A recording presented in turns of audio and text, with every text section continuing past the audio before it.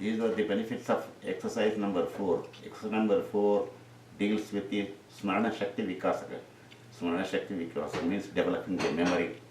Benefits of this exercise number 4.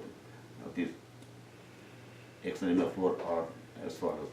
This is of special benefit to cases of mental fatigue, people who do lot of mental work, who do sit down before a computer, and then for hours together, you see, they face the flickering lights of the computer and concentrating on the figure, the nerves of the neck and the eyes, including some of the head, will be strained because of staring constantly for many hours together. So this is a special benefit to all those people who do mental work. And they get mental fatigue also, you see. This is a marked improvement. This exercise, improves the memory. So this exercise is useful for all those whose work causes mental strain and nervous exhaustion. Now we'll describe the benefits of the next exercise number 5, which is called Medha Shakti Vikasaka, means developing the intellect. By doing, in this case, in the Jalandhara Bandha, that means locking the chin with the sternal notch, that's called Jalandhara Bandha. By doing this exercise, in this exercise number 5, we lock the chin with the chest, as we have already recorded. In this exercise calls for locking the chin with the chest. By doing this Jalandhara Bandha exercise, which contracts the cavity of the throat, the nectar that drips from the 1,000-petal lotus is not burnt up in the digestive system and controlling the life. This controls the life force. It also controls the kundalini. So in this exercise, what happens is when you lock the chin with the chest, all the muscles under your chin and the brachial plexus, they are all, isometrically contracted, and mechanically, physiotherapeutically exercised and energized. And how they are energized, maybe you may question. See, any movement of the body parts or the body is a human kinetic energy. Any material body, when it is at rest, it has got potential energy. When it moves, it has got kinetic energy. So also the body movements and even breathing, even the blood circulation has got kinetic energy. So now we'll just summarize all the a gist of the benefits of exercise number 1, 3, 4, 5 are the following. These exercises, are effective in curing the fatigue, caused by the various states, mental states and stages of mind and nervous strain and deficiency. Particularly exercise number 3 and 5 cause congestion of the blood in the head and the brain, possibly on account of the interference with the venous return due to the sharp bending of the neck. Since the aeration of the blood is simultaneously improved, this should ensure improved nutrition to the tissues of the brain, because in exercise number 3 and 5, we are combining the breathing exercise, bellows type, vigorous rhythmic breathing.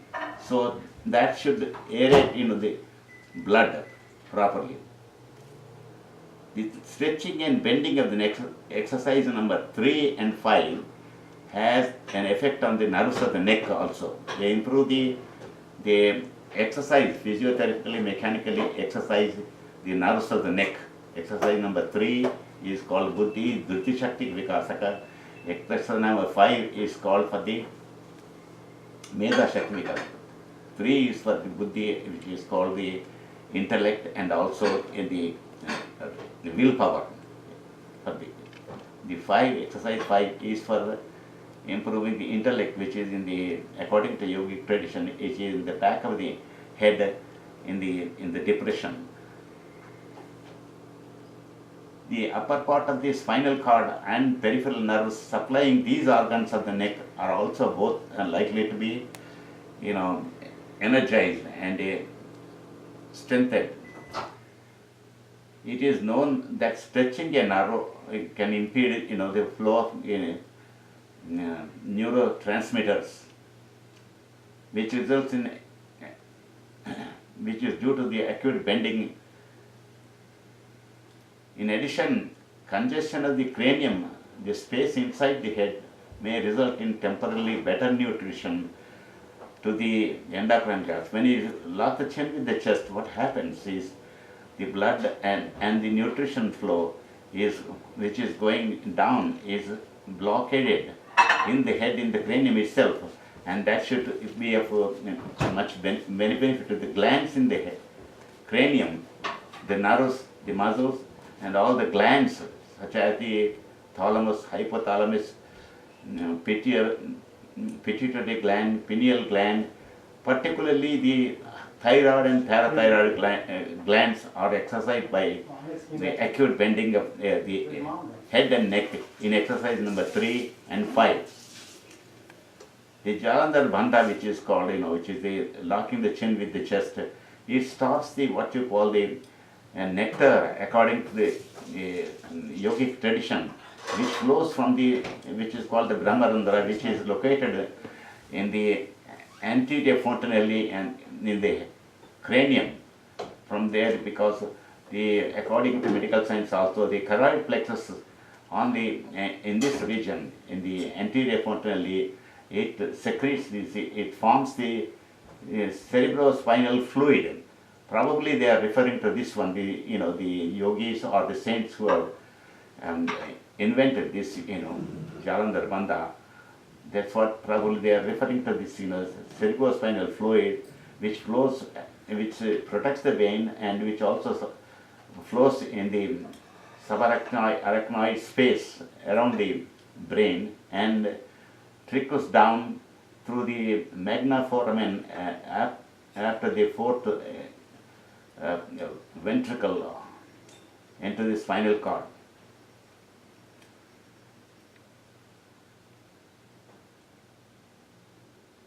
From the known and the experience of the medical science, especially the pituitary has got metabolic effects on the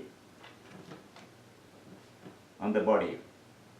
Particularly the glands, all these glands, the thyroid glands and parathyroid glands, they affect many metabolic operations and the growth, development, digestion, even sex functions and reproduction. The thyroid and parathyroid glands situated in the neck are also likely to be mechanically, hemodynamically, and as well as neurologically stimulated. The thyroid, through its effects on the general chemical reactions in the body, has also effect on the functioning of the brain, and parathyroid, through its effect on the bone as well as the utilization of calcium, has got fundamental and important process of the body, affect the important, functional and important process of the body. These glands are rightly included among the list of glands of destiny, since these have unmistakable effects on the build, attitudes, aptitudes, even character and other activities of the entire body. These are the benefits of the next exercise, which is called Netra Shakti Vikasaka. Netra means the eyes, to strengthen the structure of the eyes and improve the eyesight. People who do regularly this exercise for 40 days, they don't need even the glasses, eye glasses. The benefits of exercise number 3 follow. It stimulates the nasociliary plexus of the autonomic nervous system, as well as the fibers of the nerves moving the eyeball and internal structures of the eye. It improves the muscular power, balance, and coordination of the various muscles that move the eyeball. It also exercises the muscle of the iris, which constitute the muscular diaphragm surrounding the pupil of the eye, and is instrumental in increasing and decreasing the amount of light entering the eyes and falling on the retina. Gazing at one point also helps in pulling into action the muscles which are attached around the lens of the eye, and those and the contraction or relaxation of these structure result in changing the shape of the lens required for accurate focusing of the light on the retina to form a sharp image of the observed object. Thus, the entire neuromuscular apparatus of the eyeball is toned up for a better performance and endurance. This exercise, apart from having an immediate use or benefit for the eyes, has also a much more important effect in training the methods of concentration of the mind, which is useful for meditation. The practice of this exercise cures defective vision and improves its range. People who do it for 40 days, they can even throw away the glasses. We have these Upanishads dealing with this exercise have said thus: Mochanam netra karma roganam nidradinam kapatakam yatnasta tratakam gopyam yata hataka petakam. Meaning, this Strataka exercise cures all the diseases of the eyes and prevents drowsiness. One should keep this Strataka exercise secret like a well-guarded treasure. In conjunction with a couple of other exercises, this particular exercise can also cure a multitude of eye diseases. After 40 days practice without a break, spectacles will become superfluous and normal eyesight will be restored. All these 6 exercises, that is from 1 through 6, attempt to create integration in the functioning of the autonomic nervous system and spinal nerves. The various postures and actions which on the one hand stimulate the autonomous plexus and on the other hand bring some muscles or its somatic nerves into action, which would result in conditioning the system in such a way that any action in the voluntary nervous system would also induce, stimulate, and react in the corresponding part of the autonomic nervous system. And in other words, whatever voluntarily you do, it also affects your involuntary nervous system. So one of the aims of the yogis is to bring the coordination between the two, so that if you do the one, you will automatically cover the other. In other words, if you do voluntarily a somatic nervous system, exercise involving the somatic nervous system, they will automatically function, activate the autonomic nervous system. This would tantamount to gradually bringing the nervous system under one control, namely the voluntary control, instead of having voluntary some voluntary and some organs under involuntary control.